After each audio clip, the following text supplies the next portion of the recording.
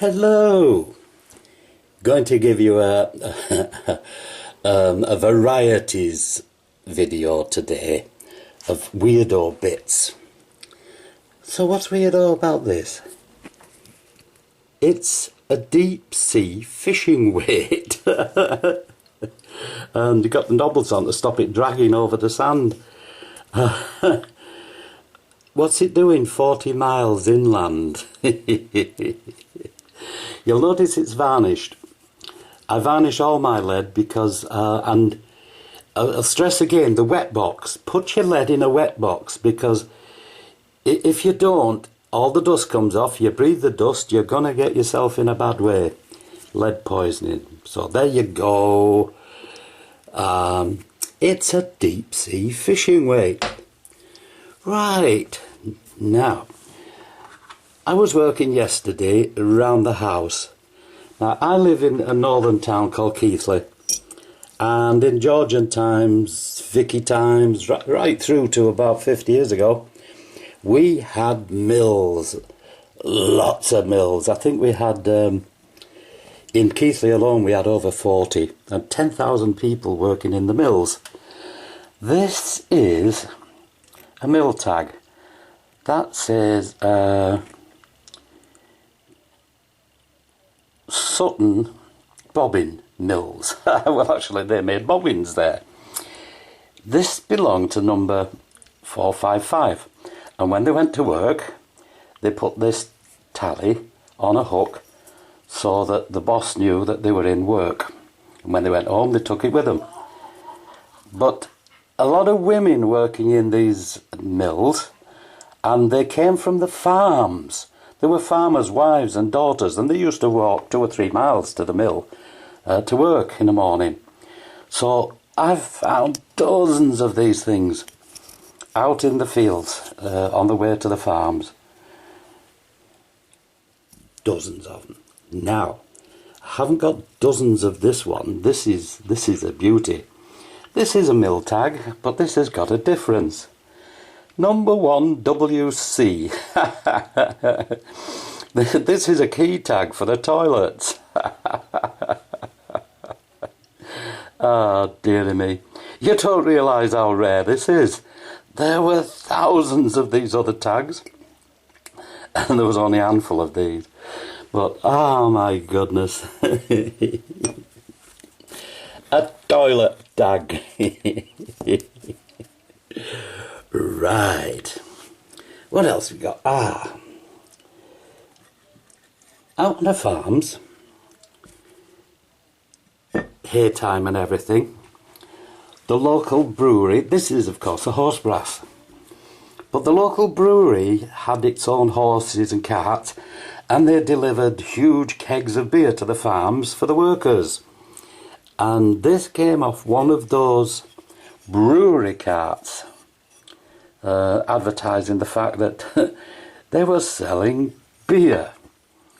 That is one very, very, very nice brass. It should be golden, golden, golden, but of course it's got a patina on now. A horse brass off a wagon that was taking beer round to the farms for the workers. Everything got a history. Everything got a history. Right, what we're doing now, we're going on to this. Normally these things come up in chunks and pieces and they've fallen apart. And a lot of people say, what are these? This is lead. It's cast out of lead, and it's the handle of a toy gun, but not an ordinary toy gun. This was Petronel, and it was like a musket. It fired powder, but it didn't. I don't think it actually fired a shot. They were just toy guns, so when you pull the trigger, all of this part from here on, see, it's got an iron piece all the way through the handle. That part from here where my finger is was made of iron, and I have had them in one piece, but the iron's immediately just fallen apart with the rust. And they got a trigger, and you pull the trigger, boom, comes down, lights the powder and goes boom. It's a cap gun. Anywhere from 1600 through to past 1800.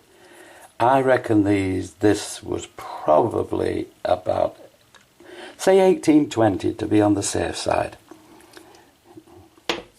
But the handle of a Georgian or earlier toy cap gun.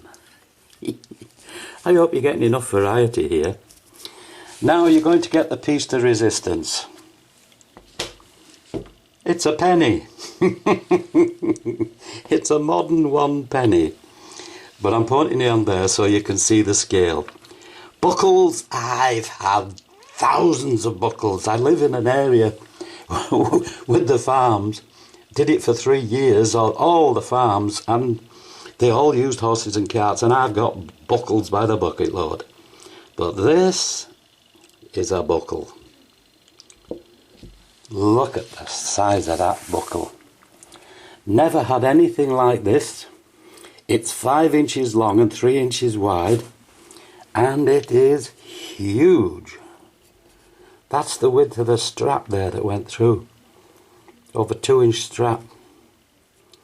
Now, I found this on a bit of recreation ground, quite close to a guardhouse for the Cromwellian troops in the town. And my mate Jeff Mellard said, it's a sash buckle for a sword. It goes over your shoulder. One of these big wide sashes, and put your sword on it. And I'm thinking, oh, have you felt the weight of this, Jeff? I think it's off possibly a gun carriage. But it is one heavy-duty bit of gear. And if anybody's got a buckle as big as that, I'd like to know. So, what a belter, eh? Do you want to have a look at the back? No marks on it. No dates, no marks. Got an iron pin, which, funny enough, has stayed in one piece. Come off a recreation ground in the middle of a load of rubbish, about 200 yards from a Cromwellian guardhouse. Which I've done actually, but all I could find there was a George III cartwheel. So, there you go. Something different. Hope you've learnt a bit. That's what it's all about, isn't it? Sharing the knowledge. Come on, get yourself sorted. I'm just arranging these so I can get them in a picture.